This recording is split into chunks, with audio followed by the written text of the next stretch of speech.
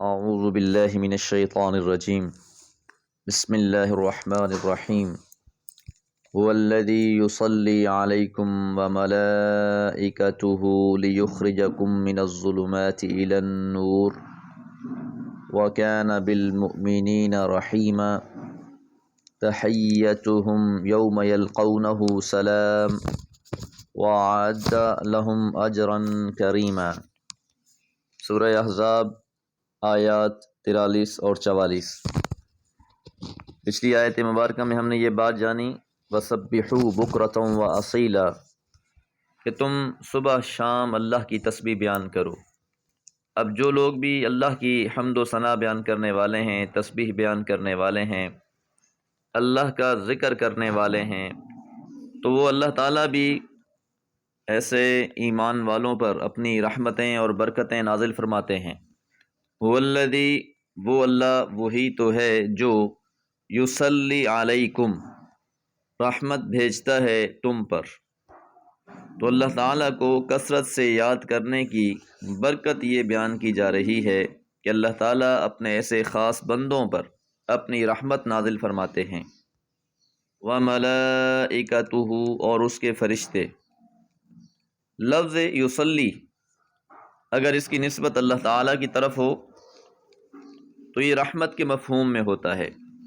اب اسی پر عطف کیا گیا ہے ملائکہ کو بھی، تو جب اس لفظ کی نسبت ملائکہ کی طرف ہو، فرشتوں کی طرف ہو، تو مطلب یہ ہوتا ہے کہ فرشتے بھی اہل ایمان کے لیے رحمت کی دعا کرتے ہیں۔ یہ اصول ہے کہ نسبت بدلنے سے لفظ کا معنی بھی بدل جاتا ہے۔ جس طرح حکم اور التجا میں عمومی طور پر الفاظ ایک سے ہی استعمال ہو رہے ہوتے ہیں، لیکن اگر نسبت صاحب حیثیت کی طرف ہو تو وہ حکم ہوتا ہے، اور اگر نسبت طالب کی طرف ہو تو وہ عرض ہوتی ہے، طلب ہوتی ہے۔ اسی طرح یہ جو آیت مبارکہ ہے ان اللہ وملائکتہ یصلون علی النبی، تو اس کا مفہوم بھی یہی ہے کہ بے شک اللہ تعالیٰ اپنے نبی صلی اللہ علیہ وسلم پر رحمت بھیجتے ہیں، اور اس کے فرشتے بھی اس رحمت کے لیے دعا کرتے رہتے ہیں۔ لیکن ساتھ ہی جب اس کی نسبت انسانوں کی طرف ہوئی یا ایھا الذین آمنوا صلوا علیہ، تو اب مقصود یہ ہے کہ اہل ایمان تم بھی حضور علیہ الصلوۃ والسلام پر درود بھیجو۔ اگرچہ درود میں بھی سارے الفاظ دعائیہ ہی ہیں، اس میں حکم دیا گیا ہے اہل ایمان کو کہ وہ درود شریف کو پڑھا کریں۔ اب اس آیت مبارکہ میں هو الذی یصلی علیکم وملائکتہ، کیونکہ اب پچھلی آیات میں اللہ کا ذکر کرنے کا حکم ہوا، تو جب بندہ اللہ کو یاد کرتا ہے، اللہ کا ذکر کرتا ہے، تو اللہ نے ایک اصول بیان فرمایا ہے فاذکرونی اذکرکم، کہ تم مجھے یاد کرو، میرا ذکر کرو، میں تمہیں یاد رکھوں گا۔ اور ایک حدیث مبارکہ میں ہے من ذکرنی فی نفسہ ذکرتہ فی نفسی، کہ جو میرا ذکر دل میں کرتا ہے میں بھی اس کو یاد رکھتا ہوں۔ ومن ذکرنی فی ملأ، اور جس نے مجھے کسی مجمع میں یاد کیا، میرا ذکر کیا، ذکرتہ فی ملأ خیر منہم، تو میں نے اس سے بہتر مجمع میں اس کو یاد کیا۔ تو اب ان رحمتوں اور برکتوں کا جو فائدہ ہے وہ بھی بیان کیا جا رہا ہے لیخرجکم، تاکہ وہ تم کو نکال دے، من الظلمات اندھیروں سے، الی النور روشنی کی طرف۔ ظلمتن کی جمع ظلمات، اور قرآن مجید میں یہ جہالت، ضلالت، گمراہی کے معنی میں استعمال ہوا ہے۔ تو اللہ تعالیٰ ان جہالتوں سے نکال کے، گمراہیوں سے نکال کے الی النور روشنی کی طرف لے آئے، ہدایت اور شریعت کی طرف لے آئے، شرک سے نکال کر توحید کی طرف لے آئے۔ اب یہاں اس نقطے پہ ذرا غور کریں کہ ظلمات لفظ جمع استعمال ہوا ہے، ظلمتن کی جمع ظلمات، کیونکہ تاریکیاں بہت سی ہیں، اندھیرے بہت سے ہیں، گمراہی کے راستے بہت سے ہیں، اور نور لفظ مفرد استعمال ہوا ہے کیونکہ ہدایت کا راستہ ایک ہی ہے۔ تو یہ بھی قرآن مجید کی خوبی ہے، قرآن کا اعجاز ہے کہ اس کے الفاظ سے ہی اس کے معنی کا تعین ہو جاتا ہے۔ اب جس طرح ہم نے فرشتوں کے بارے میں جانا کہ وہ اہل ایمان کے لیے دعائیں کرتے ہیں، سورہ مؤمنون میں ہے الذین یحملون العرش ومن حولہ یسبحون بحمد ربہم वयुमिनून बिही वयस्तगफिरून लिल्लज़ीन आमनू।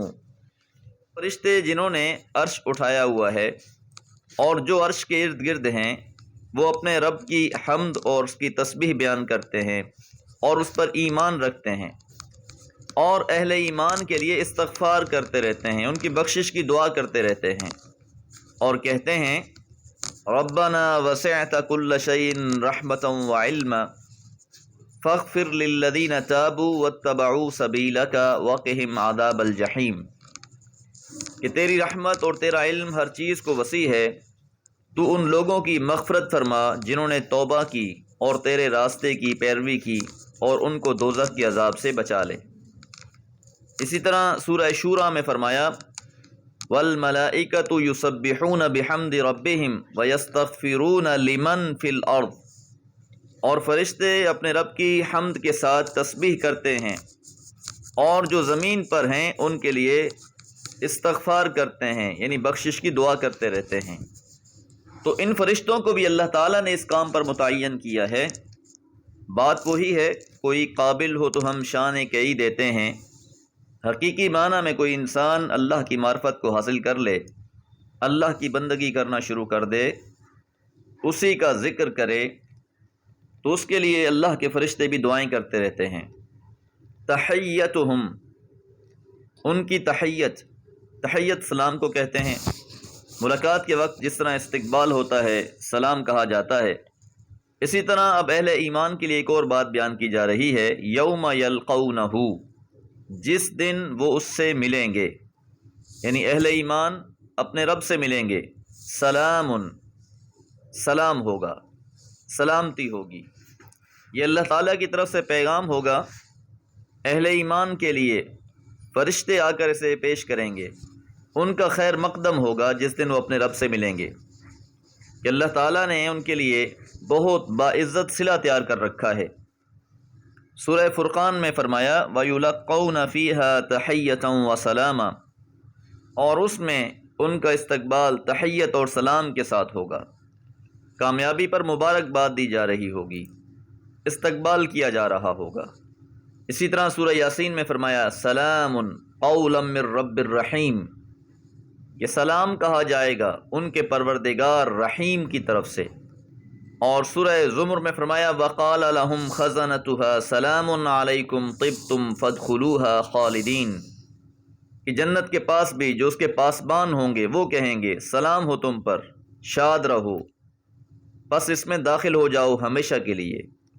तो गर्ज़ अहले ईमान को इज़्ज़तों और सलामतियों से नवाजा जाएगा। और तफ़सीर मुफ़स्सर में लिखा है व अमानुन लहुम मिन अज़ाबिल्लाह, कि अल्लाह के अज़ाब से वो अमन में हैं। और अजरन करीमा के बारे में लिखते हैं सवाबन हसना, अच्छा सवाब, वहुवल जन्ना, और वो जन्नत है।